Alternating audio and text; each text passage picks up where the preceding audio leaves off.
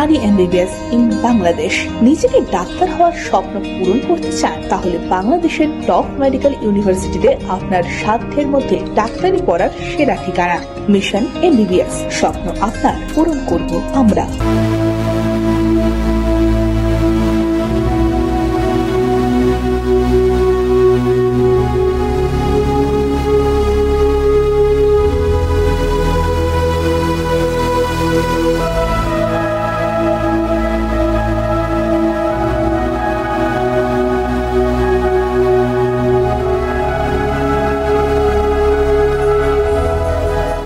কাশীপুর উদ্যান বাটির বিপরীতে 32 নম্বর লক্ষ্মী প্রেসের গা লাগোয়ায় গড়ে উঠেছে এই বজরং বলির মন্দির।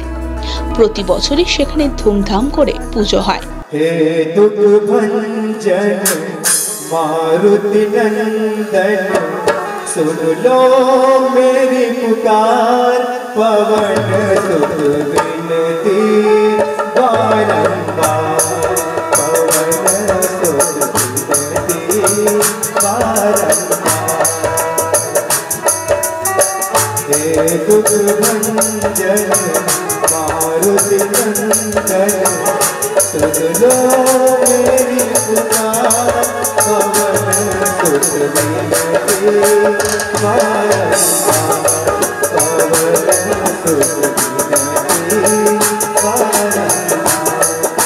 একজন জনদরদী সমাজপ্রেমী মানুষ হলেন নকুল দাস, যিনি কিনা সব সময় মানুষের বিপদে আপদে ঝাঁপিয়ে পড়েন উদ্ধারকর্তা হিসেবে। তার সেবামূলক কাজেরই এক অঙ্গ হলো হনুমানজির পুজো। আমাদের এই অনুষ্ঠান তো সবাই মিলেই আমাদের সঙ্গে সহযোগিতা করছে। এই অনুষ্ঠানটা এরকমইভাবে আমরা করছি যেখানে আমাদের MLA কাউন্সিলর সবাই মিলেই আমাদের সঙ্গে সহযোগিতা। যেমনি আমাদের কেশা সাধন পান্ডে ছিল, উনি আমাকে অনেক হেল্প করছেন। যে আমাকে MLA চেয়ারম্যান তরুণ শাহ ছিল, উনিও আমাকে লাইট দিয়েছে। MLA মালা শাহ উনিও লাইট দিয়েছে। এখন বর্তমান আমাদের MLA অতীন ঘোষ, উনি আমাকে এখন গঙ্গার ধারে আমাদের লাইটের অসুবিধা ছিল, উনি লাইট দিয়েছে। এরকম করেই আমাদের এই মন্দিরটা সবাই মিলে আমরা চেষ্টা করি যেন আমাদের মন্দিরটা খুব আগে যাক, সবাই মিলে আসুক। আমাদের এই পুজো হয় সন্ধেবেলা, সকালবেলা পুজো হয়। এই সন্ধেবেলা ভোগ বিতরণ হবে, গান বাজনা হবে। অনেক যারা বলা হয় তারাও আসে, না বললেও তারাও আসে। সবাই মিলে এই পুজোটা আমরা হিন্দু মুসলিম মিলেই আমরা সব আগে लखनवा नहीं जाना के जीना लगे, लखनवा नहीं जाना के जीना लगे। उठ खड़ा हो लक्ष्मण भैया, उठ खड़ा हो लक्ष्मण भैया, जीना लगे। लखनवा नहीं जाना के जीना लगे, लखनवा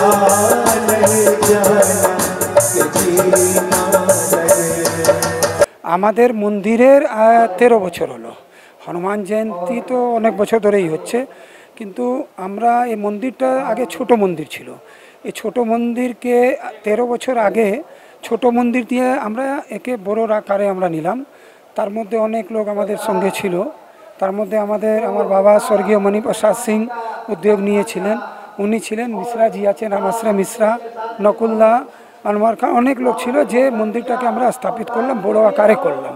তারপর দিয়ে আমরা এখানে মন্দিরে দুটো প্রতি বছর আমরা প্রোগ্রাম করি। একটা হনুমান জয়ন্তী আমরা করি, আর সেকেন্ড মন্দিরে যেদিন প্রতিষ্ঠাপনা আমরা করেছিলাম সেদিন করি। তার সঙ্গে সঙ্গে আমরা সামাজিকমূলক কাজ করি। আপনি দেখতে পাচ্ছেন কি এটা পুরোপুরি ইন্ডাস্ট্রিয়াল এরিয়া। এখানে বাড়ি কম আছে, কিন্তু এখানে মজদুর অনেক আছে। তো এসে মজদুর দেখকে আমরা দেখলাম কি গরমকাল যখন গরমকাল চলে এসছে, ওরা কারখানাতে কাজ করে সকাল দিয়ে রাত্রির অবধি, কিন্তু গরমকালে ওদের ঠান্ডা জল এখানে পাওয়া যায় না। তখন আমরা মন্দিরের পক্ষ দিয়ে একটা ঠান্ডা জলের মেশিন আমরা লাগালাম।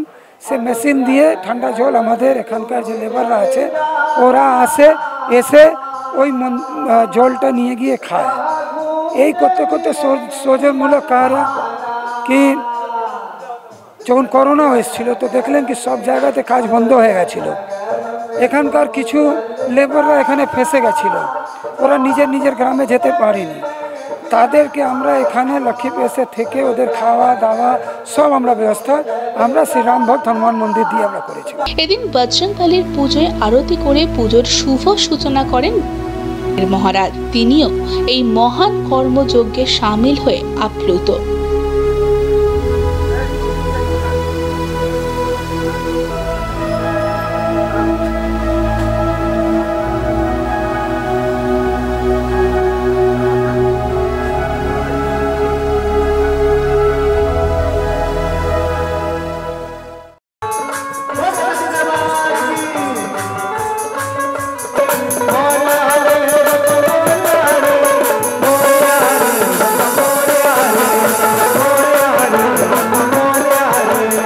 দেখুন, আমাদের জাতীয় জীবনে আজকের দিনটা তো পবিত্র দিন, পবনপুত্র হনুমানজি তার আজকে জন্ম জয়ন্তী, এবং আমরা পবনপুত্র হনুমানজি বা বজরংবলীকে আমরা সংকটমোচন দেবতা হিসেবে পুজো করি।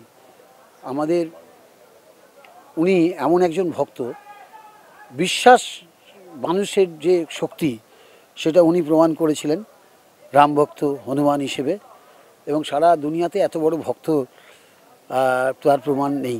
তো স্বভাবতই আজকের দিনটাতে আমরা সবাই প্রার্থনা করি এবং ওনাকে সারা বছরই পুজো করি, কিন্তু আজকের যে বিশেষ দিনটা, এই দিনটাতে আমরা বিশেষভাবে সারা দেশ জুড়ে উৎসব হয়, সারা পৃথিবী জুড়ে উৎসব, যেখানে ওনার মন্দির আছে।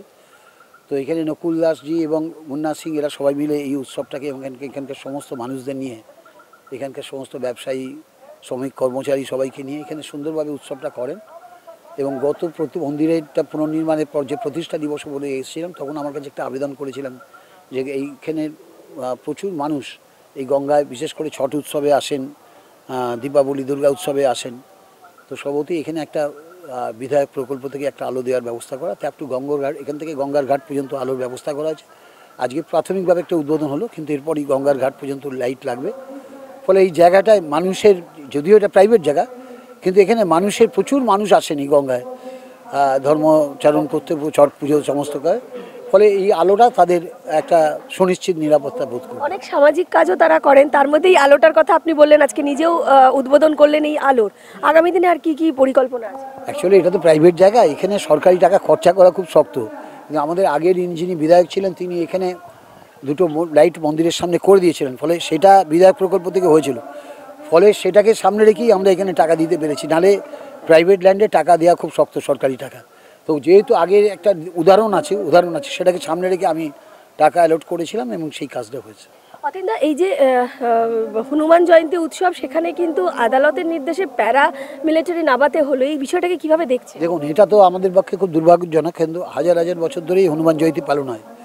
কিন্তু এই হনুমান জয়ন্তীকে সামনে রেখে বা রামনবমীকে সামনে রেখে যে ধর্মীয় চারণের নাম করে যে রাজনৈতিক বিভাজন, ধর্মীয় বিভাজন করার যে প্রচেষ্টা হয়, সেই প্রচেষ্টার বিরুদ্ধে কাশীপুর বেলগাছিয়া বিধানসভা ক্ষেত্রের মানুষ ঐক্যবদ্ধ। রামনবমীতে কলকাতার সবথেকে বড় র্যালি এখানে হয়েছে, কিন্তু এখানে কোনো ঘটনা ঘটেনি, কারণ এখানে সাধারণ মানুষ এবং আমরা যারা রাজনৈতিক শক্তি আছে, আমরা যথেষ্ট শক্তিশালী, মানুষের সাথে যোগাযোগের মাধ্যমে এটাকে আমরা এর কোনো জায়গা তৈরি করতে দিইনি। তো ফলে অন্যান্য দুটো জায়গায় পশ্চিমবঙ্গে ঘটনা ঘটেছে, যেটা আমাদের কাছে পশ্চিমবঙ্গের যে সামাজিক ঐতিহ্য, ধর্মীয় ঐতিহ্য, সেই ঐতিহ্যের পরিপন্থী। তার জন্য পশ্চিমবঙ্গ সরকারের মাননীয় মুখ্যমন্ত্রী কড়া পদক্ষেপ নিয়েছেন এবং হাইকোর্টের কাছে কেউ গেছেন, হাইকোর্ট নির্দেশ দিয়েছেন। তো স্বভাবতই এই যদি কেউ মনে করে যে কোনো রকমে একটা বিভাজনের একটা সামান্য ঘটনা থেকেও একটা ঘটনা ঘটে যায়, সেই রকম ঘটনা ভবিষ্যতে ঘটবে না, তার জন্য সরকার কড়া পদক্ষেপ নিয়েছেন। এটা অত্যন্ত আমাদের কাছে অবাঞ্ছিত। কিন্তু বিজেপি অভিযোগ করছে যে এই হনুমান জয়ন্তীতে তাদের মিছিল করতে দেওয়া হচ্ছে না, আটকানো হচ্ছে, পারমিশন থাকা সত্ত্বেও লকেট চ্যাটার্জিকে আটকানো হয়। কোনো রাজনৈতিক দলের তো এই মিছিল করার দরকার নেই, এটা তো মানুষের উৎসব, যারা ভক্ত তাদের উৎসব। রাজনৈতিক দল পতাকা নিয়ে এই উৎসব পালন করতে কেন নামবে? এটা তো ঠিক নয়। আমাদের আমি 40 বছর সক্রিয় রাজনীতি করছি, আমি তো আগে কোনোদিন দেখিনি যে হনুমান জয়ন্তী কি বা রামনবমী নিয়ে উত্তেজনা তৈরি হচ্ছে। কারণ রাজনৈতিক দলের মধ্যে হতে না, ধর্ম যে যার নিজের পালন করতে পারে, তো রাজনৈতিক দল এটা রাস্তায় নিয়ে নামে না। কিন্তু বিজেপি এখন এই ঘৃণ্যতম রাজনীতি করছে, যাতে মানুষের মধ্যে বিভাজন জ্বালিয়ে পলিটিক্যাল পোলারাইজেশন তৈরি করে তারা যাতে একটা ভোট, কোনো একটা সম্প্রদায়ের ভোট একত্রিত করতে পারে, তো সেটা পশ্চিমবঙ্গে সম্ভব না। রাজ্যপালের ভূমিকা নিয়ে কি বলবেন? তিনি সম্প্রীতির বার্তা নিয়ে রাস্তায় নামলেন। খুব ভালো কথা। রাজ্যপাল যদি তার নিজের দায়িত্ব পালন করেন, রাজ্যপালের কাজ হচ্ছে পশ্চিমবঙ্গ সরকারকে সহযোগিতা করা। সেই কাজটা যেদিন দায়িত্ব নিয়ে করেন, রাজ্যপালের অধিকার আছে, তিনি গিয়ে দেখেছেন, তো দেখে গিয়ে তিনি এমন কোনো মন্তব্য করেননি যে মন্তব্য সরকারের কোনো দুর্বলতা প্রকাশ পেয়েছে। তো সর্বদাই সরকার তার দায়িত্ব পালন করেছে। কিন্তু আমি এখান থেকে মিছিল নিয়ে যেতে যেতে বিশেষ সম্প্রদায়ের বাড়িতে যদি আমি একটা ঢিল মারি, তার একটা উত্তেজনা তৈরি হয়। সেই উত্তেজনা যদি কোনো মানুষ উদ্দেশ্যপ্রণীতভাবে করে, তাহলে তাদের বিরুদ্ধে কঠোর শাস্তি সরকার ইতিমধ্যেই নিয়েছে। শেষ একটা প্রশ্ন, দুয়ারে পুরসভা, এই প্রসঙ্গে কি বলবেন?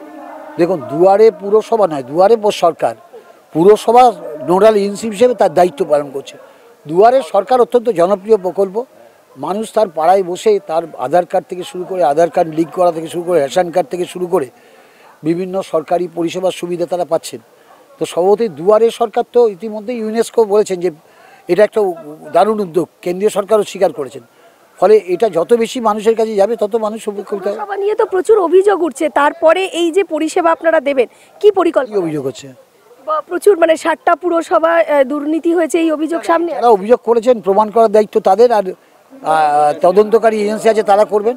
আমাদের কাছে তো এরকম কিছু চোখে পড়েনি। দেখুন, একটা বিরাট বড় প্রতিষ্ঠান অর্থনৈতিক পরিচালনা করার জন্য সরকারি অডিট ডিপার্টমেন্ট আছে। অডিট ডিপার্টমেন্ট ত্রুটি বিচ্যুতি ধরলে সঙ্গে সঙ্গে ভিজিলেন্স আছে, সরকারি এনফোর্সমেন্ট ডিপার্টমেন্ট আছে, তারা আইনগত ব্যবস্থা নেবে। এখানে তো আমাদের ভারতবর্ষের ডেমোক্রেটিক কাঠামোয় সংবিধানগত ব্যবস্থা করা আছে। ফলে এটা নিয়ে তো আলোচনার বিষয় নয়। এটা সংবাদের শিরোনাম হতে পারে, খবর হতে পারে, কিন্তু এটা সিস্টেম। এই সিস্টেমের মধ্যে দুর্বলতা থাকবে। দুর্বলতাকে প্রতিরোধ করার জন্য আমাদের সিস্টেমে এই ভিজিলেন্স আছে, এনফোর্সমেন্ট ডিপার্টমেন্ট আছে, অডিট ডিপার্টমেন্ট আছে, তারা তাদের কাজ করছে।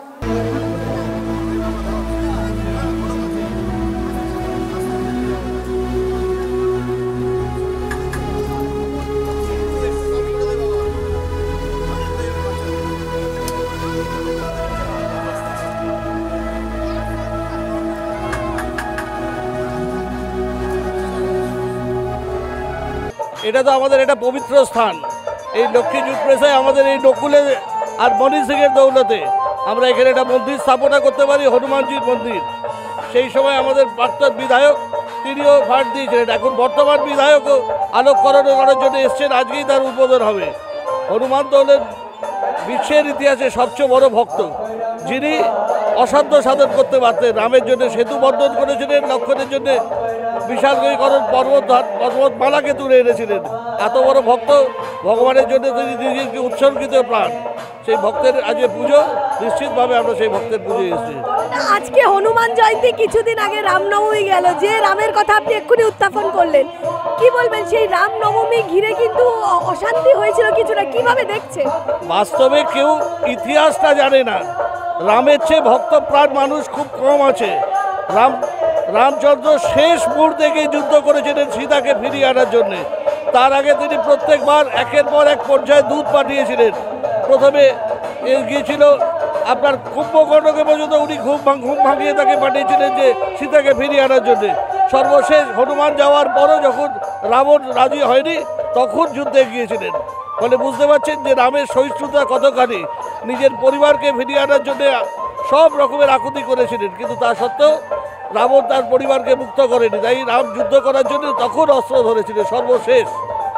রামনবমীর ঘটনা তারা জানে না, ইতিহাস তারা জানে না। ইতিহাস জানলে তাহলে রামকে সম্মান দিতে জানে না, যিনি তার জীবনের সর্বোচ্চ জায়গায় নিজের পত্নীকে ফেরত আনার জন্য যতক্ষণ সহ্য করার পর যুদ্ধে গিয়েছিলেন। সেই হিংসার ঘটনার পর আধা সামরিক বাহিনী এই হনুমান জয়ন্তীতে নামানো হলো, বিষয়টাকে কিভাবে দেখছেন?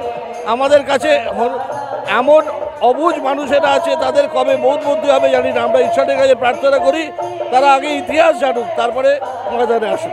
রাজ্যপাল সম্প্রীতির বার্তা নিয়ে রাস্তায় নামলেন, কিভাবে দেখছেন? নিশ্চিতভাবে সেটা খুব ভালো বার্তা, সর্বসাধারণের জন্য সেটা ভীষণ ভালো বার্তা। কারণ তিনি একদম সব ধর্মকর্ম ভুলে গিয়ে মানব ধর্মকে বিশ্বাস করেছেন। মানব ধর্মের যেটা সবচেয়ে বড় কথা, সহিষ্ণুতা, সেই সহিষ্ণুতা তিনি দেখিয়েছেন।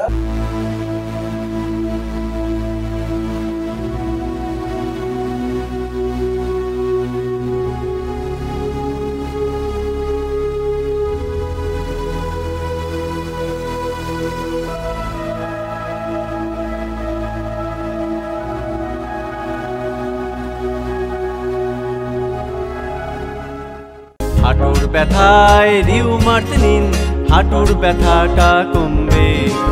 হোমিওপ্যাথির একটাই নাম, NP Dutta and son, NP Dutta and son, NP Dutta and Son.